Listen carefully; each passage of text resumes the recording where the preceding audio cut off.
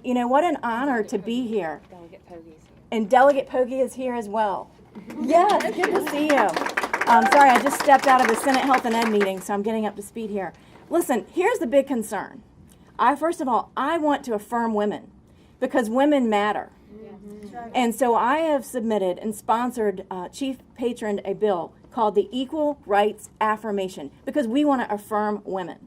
So that has been submitted, and you can go online and check that out. What we do not support is the Equal Rights Amendment because it is not for women, and we need to spread that message that people have, good, well-intended people have believed. When you hear Equal Rights Amendment, you think this is a good legislation. This I can get behind.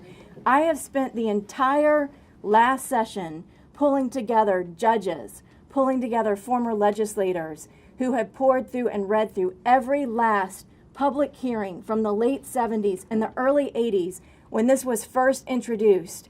And let me tell you, there are states that have gone ahead and approved the Equal Rights Amendment because they thought, the first time you hear it, it sounds good.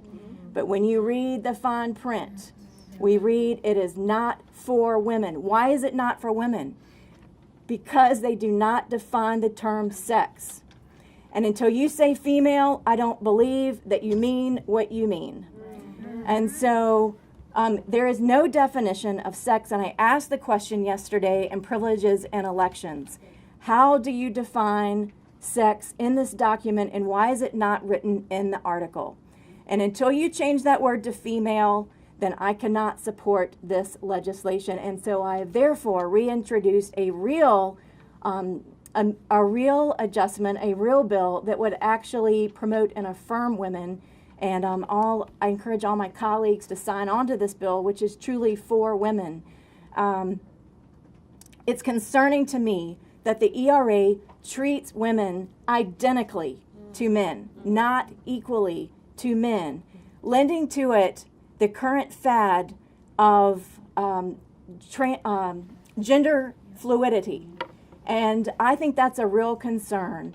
I don't feel like the intent of the sponsors is to create gender fluidity. I think they really mean well with this bill, but the unintended consequences is that it will hurt victims of domestic violence who are terrified to go into public bathrooms.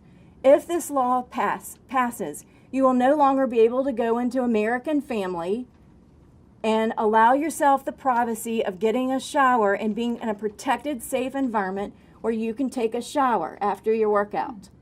Your college students who are going to whatever Virginia College, Virginia Tech is my alma mater, so go Hokies.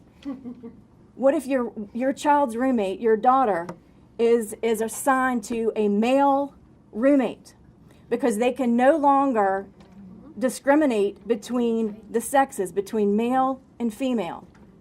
It will be illegal to do so, just as we would never do that with blacks and whites. We would never separate blacks and whites. And under the new law, it would create that same distinction. We could no longer separate the sexes, male and female. Think about that. I'm a mom of 4 teenage kids, and I'm offended by that. And as a woman, I won't stand for it, and I'm outraged that they would bring back the Equal Rights Amendment and disguise it in today's terminology as something that's for women. As a woman, I am tired of being used by the left as a pawn, and I reject it, I won't accept it, and I defy it right now. Thank you.